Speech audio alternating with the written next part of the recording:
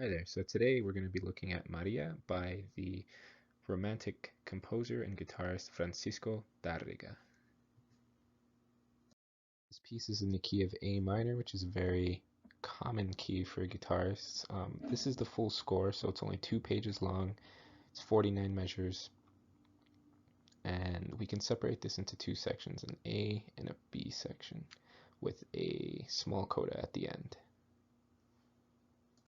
So this first chunk of the music is a 16 bar period.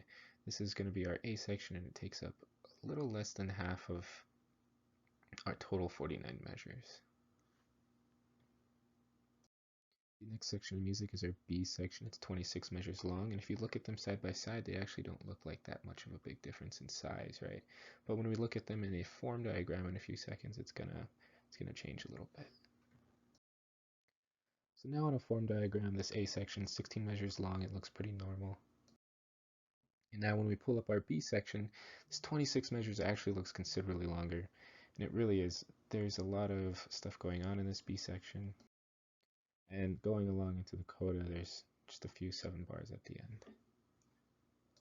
So when we look at the large scale form of this full piece, I try to call it a simple binary form.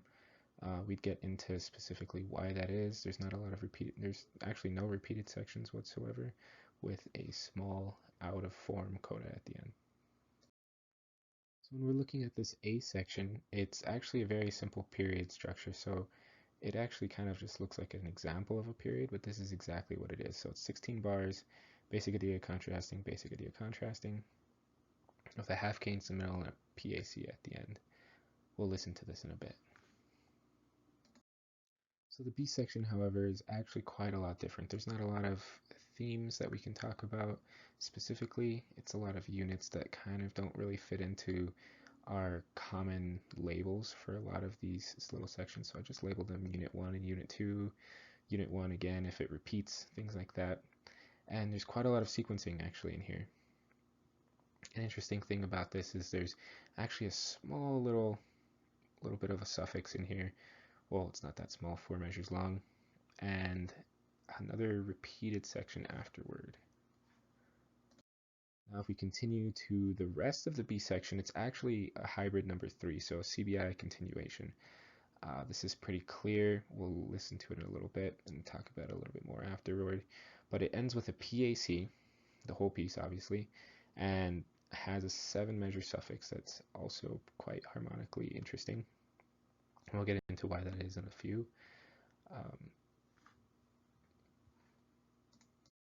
Before we start getting into actually listening to how this piece sounds, we'll talk about some motives.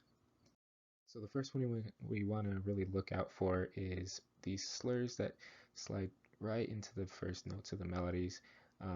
These are usually pickups. There's quite a lot of pickup entrances throughout the whole piece. The next motive is this little rhythmic pattern of a bass note, high melody note, and the same melody note or a passing tone with the rest of the chord filled out right after on the upbeats. Our last major motive is a couple of bass pedals. We'll see tonic pedals on our A and some dominant pedals on our E. This happens quite a lot in sequencing and stuff like this, to just increase tension. So if you look back at this A section, again, it's just a period, 16 measures, antecedent consequent. It's all still in A minor with a half cadence and a PAC. This is a very clear example of a normative theme, as Kaplan wants to call it.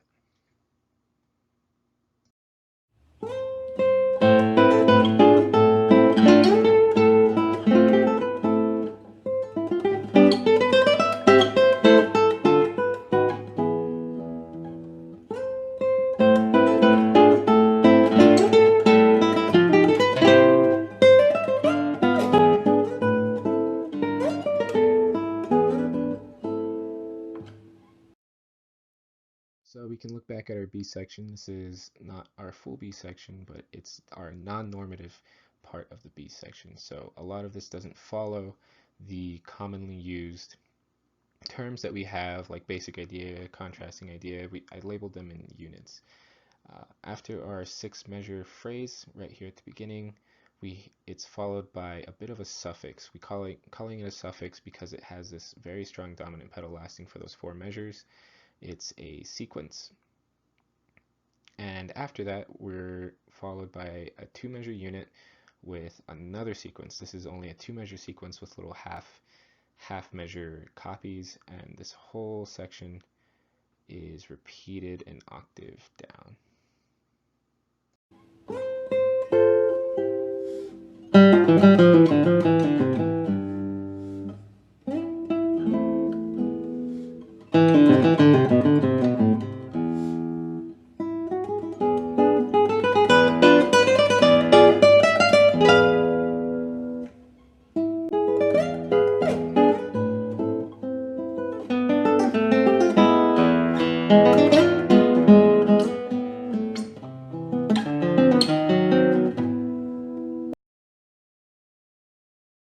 Here we're going to look at the continuation of our B section.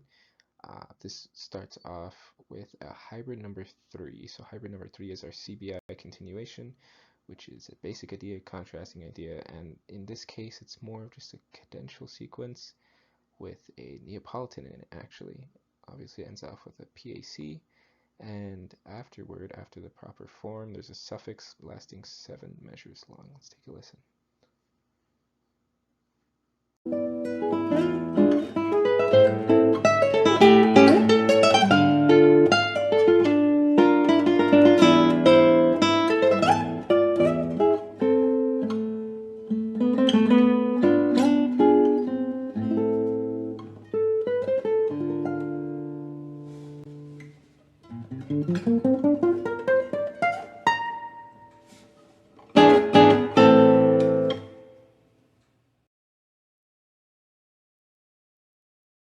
So after listening to the full piece, we can see that all these motives kind of work together.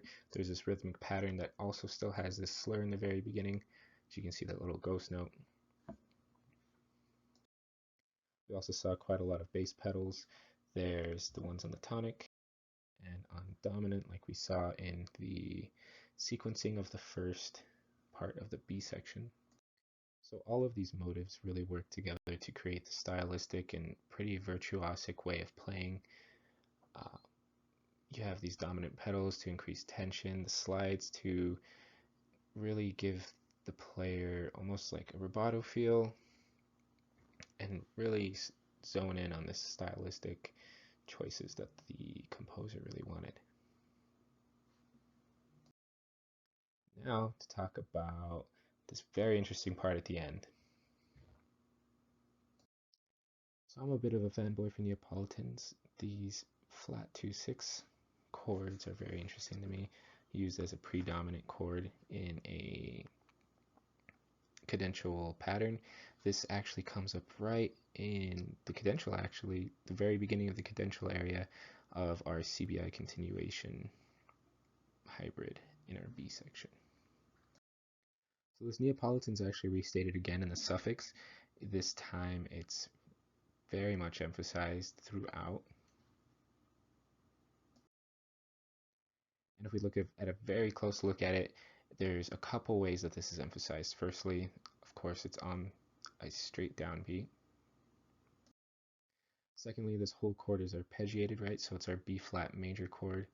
It starts on our B flat. It has a passing tone of the C to our D to our F, and it goes all the way up 4 octaves. Another way this is emphasized is through a extended technique, really. On the guitar, we can play pizzicato, which is a way of palm muting our strings to kind of emphasize that something different is happening. And finally, it's used as any Neapolitan really would as a predominant chord. So it's our flat 2/6 to a 5/7 to our tonic to end our piece.